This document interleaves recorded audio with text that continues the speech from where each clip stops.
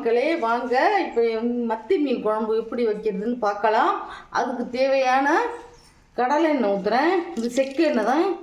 நாங்கள் பெரும்பாலும் செக்கு எண்ணெய் கடலை எண்ணெய் தான் யூஸ் பண்ணுவோம். அது எல்லாத்துக்குமே நல்லா சூப்பராக நல்லாயிருக்கும். எண்ணெய் ஊற்றிட்டேன்.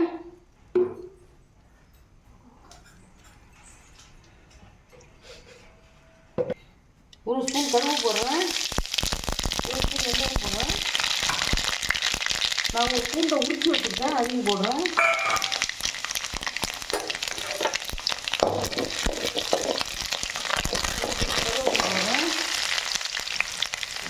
ரெண்டு பச்சை மிளகாய், ஒரு கை வெங்காயம்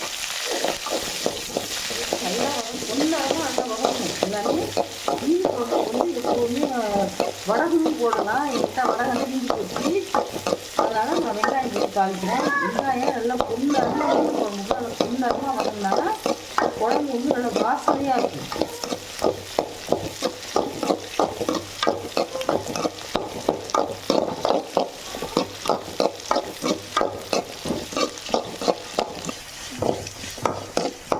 இப்போ பாருங்கள், வெங்காயம் எல்லாம் பொன்னரமாக வந்துருச்சு பாருங்கள். பச்சை மிளகாய், வெங்காயம், பூண்டு எல்லாம் பொன்னரமாக இந்த ஸ்டேஜில் நான் வந்து 2 தக்காளி, 1/2 கிலோ மீனுக்கு ஒரு பெரிய வெங்காயம், 2 பச்சை மிளகாய், ஒரு ஸ்பூன் கடுகு, ஒரு ஸ்பூன் வெந்தயம் போட்டு அழைச்சிட்டு 2 பெரிய சைஸில் வெங்காயம் அரைச்சி வச்சுருக்கேன். இப்போ 2 பெரிய சைஸ் தக்காளியை பேஸ்ட்டாக அரைச்சி வச்சுருக்கேன். அதையும் ஊற்றிட்டேன். இதுக்கு தேவையான குழம்புக்கு தேவையான உப்பு போட்டுரும். உப்பு போட்டு வதக்கும்போது நல்லா சீக்கிரம் வதக்கணும். நல்லா எண்ணெய் பிரிஞ்சு வர்ற அளவுக்கு வதக்கணும் தக்காளியை. நல்லா பாருங்கள், பச்சை வாசனை போகிற வரைக்கும் நல்லா வதக்கியாச்சு. எவ்வளோ ரெட்டாக இருக்குதுங்க இப்போ தக்காளி. எப்போவுமே மீன் குழம்புக்கு வந்து நம்ம வந்து பழுத்த தக்காளியாக தான் போடணும். அப்போ தான் அந்த டேஸ்ட்டாக குழம்பு. சாம்பாருக்கெல்லாம் கொஞ்சம் காரவேட்டாக இருந்தால் கூட கொஞ்சம் புளிப்பாக நல்லாயிருக்கும். இப்போ வதக்கியாச்சு. அடுத்தது என்ன பார்க்க போகிறோம்னா, அடுத்தது குழம்புக்கு தேவையான அளவு சிம்மில் அடுப்பில் போட்டுக்குங்க. இந்த குழம்புக்கு தேவையான நான் ஒரு 2.5 ஸ்பூன் குழம்பு மிளகாத்தூள், வீட்டில் அரைச்ச மிளகாத்தூள் தான், அதையும் போட்டு சும்மா லைட்டாக ஒரு வதக்கிக்கலாம். ரொம்ப ஹை ஃப்ளேமில் வச்சு வதக்குனீங்கன்னா தூள் தெரிஞ்சிடும், நல்லா இருக்காது.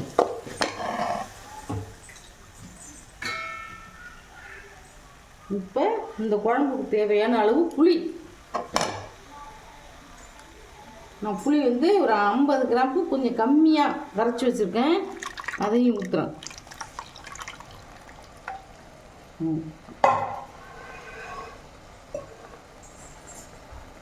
பார்த்திங்கன்னா நம்ம சாதம் வடிக்கணும் இல்லையா, அந்த அரிசி களைகிறோம்ல, அது வந்து ஃபஸ்ட்டு தண்ணியை நல்லா களைஞ்சி கீழே கொட்டிடணும். அது குழன்னு இருக்கும்.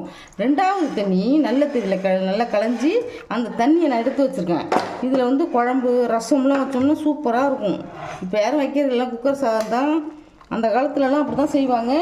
உடம்புக்கு நல்லது. இப்போ அந்த தண்ணியை மிக்ஸி கழுவி நம்ம ஊற்றுறோம். அதில் தேவையான அளவு தண்ணி ஊற்றிக்கிங்க. ரொம்ப தண்ணியாகவும் இல்லாமல் உங்களுக்கு எவ்வளோ திட்டமாக வேணுமோ தண்ணி ஊற்றியாச்சு. எல்லாமே இது எல்லாம் போட்டாச்சு. இப்போது நான் வந்து மாங்காய் போடுறேன். ஒரு பாதி மாங்காவை பீஸாக அரிஞ்சு வச்சுருக்கேன். இந்த மீன் குழம்புலாம் மாங்காய் போட்டு வச்சா தான் நல்லாயிருக்கும். இதில் கத்திரிக்காயும் போடலாம். கத்திரிக்காயும் நல்லா அதோடய வெங்காயம் அதெல்லாம் போட்டு நான் வதக்கிட்டு ஃபுல்லாக வதக்கிட்டு அதையும் போட்டிங்கன்னா நல்லாயிருக்கும்.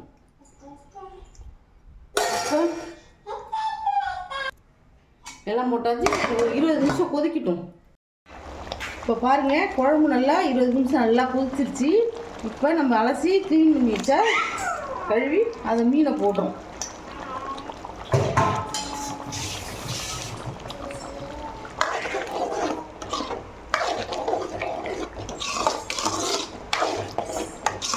மீன் போட்டு சிம்மில் போடாதீங்க, நல்லா ஹை ஃப்ளேம்லேயே ஒரு 2 கொதி வரணும்.